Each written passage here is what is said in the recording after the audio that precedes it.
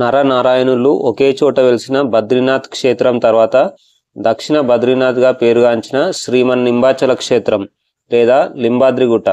ఈ వీడియోలో తెలంగాణ రాష్ట్రంలోని నిజామాబాద్ జిల్లా భీమ్గల్ మండల కేంద్రానికి 5 కిలోమీటర్ల దూరంలో ఒక గుట్ట మీద గుహలో స్వయంభూగా వెలిసిన శ్రీ లక్ష్మీ నరసింహస్వామి దేవాలయాన్ని చూడబోతున్నాం. హైదరాబాద్కు 200 కిలోమీటర్ల దూరంలో ఉన్న ఈ లింబాద్రిగుట్ట నిజామాబాద్ నుండి 50 కిలోమీటర్లు, ఆర్మూర్ నుండి 30 కిలోమీటర్లు, కామారెడ్డి నుండి 60 కిలోమీటర్ల దూరంలో ఉంటుంది. అయితే హైదరాబాద్ నుండి చాలా తక్కువ బస్సులు ఉంటాయి. అయితే లింబాద్రిగుట్టకు చేరుకోవడానికి నిజామాబాద్, ఆర్మూర్, కామారెడ్డి నుండి డైరెక్ట్ బస్ కనెక్టివిటీ ఉంది. అదేవిధంగా ప్రైవేట్ వాహనాల ద్వారా కూడా మనం ఇక్కడికి చేరుకోవచ్చు. ఇక్కడికి చేరుకున్న తర్వాత గుట్ట మీదకి వెళ్ళడానికి 2 మార్గాలు ఉన్నాయి. మెట్ల మార్గం ద్వారా మరియు ఘాట్ రోడ్ ద్వారా చేరుకోవచ్చు. కొండ దిగువ ప్రాంతంలో క్షేత్రపాలకుడైన అయోధ్య హనుమాన్ మందిరం కనిపిస్తుంది. శ్రీరాముని ఆజ్ఞతో హనుమంతుడు ఇక్కడికి వచ్చి తపస్సు చేసి నరసింహస్వామి రూపంలో ఉన్నటువంటి శ్రీరాముని దర్శించాడంట.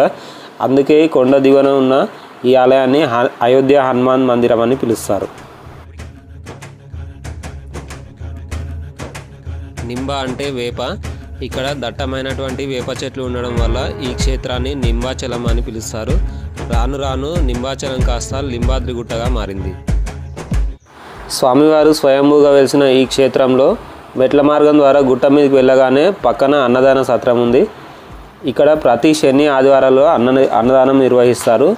అయితే ఆ శని ఆదివారాలలో ఏకాదశి ఒకవేళ వచ్చినట్లయితే ఆ రోజున మాత్రం అన్నదానాన్ని నిర్వహించారట.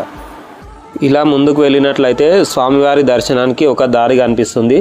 ఆ దారి గుండా మనం ముందుకు వెళ్ళినప్పుడు గుహ ముందు భాగంలో మనకు 2 జోడు లింగాలు మనకు దర్శనమిస్తాయి. అయితే ఆ జోడు లింగాలకు కూడా ఒక చరిత్ర ఉన్నది. పూర్వం పార్వతీ పరమేశ్వరుల కళ్యాణ సమయంలో బ్రహ్మదేవుడు పార్వతీదేవి పాదాలను చూడడంతో కోపోద్రిక్తుడైనటువంటి శివుడు తన గోటితో బ్రహ్మ తలను తొలగించాడని పురాణాలు పేర్కొంటున్నాయి.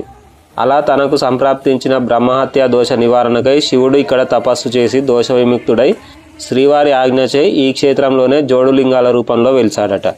ఈ ఆలయ ప్రాంగణంలో ఉన్నటువంటి పుష్కరిణి పేరు కమలా పుష్కరిణి. ఇది చాలా పవిత్రమైనదని భక్తులు భావిస్తారు. వైష్ణవాలయాల్లో ఎక్కడైనా తులసి ఆకులతో స్వామివారికి అలంకరిస్తారు. ఇక్కడ మాత్రం బిల్వపత్రాలతో అలంకరించిన తర్వాత ఆ బిల్వపత్రాలను జోడులింగాలకు సమర్పిస్తారు. తర్వాత స్వామివారికి తులసిమాలతో పూజిస్తారు. ప్రతినిత్యం అధిక సంఖ్యలో స్వామివారిని దర్శించుకునేందుకు ఇక్కడికి భక్తులు వస్తారు.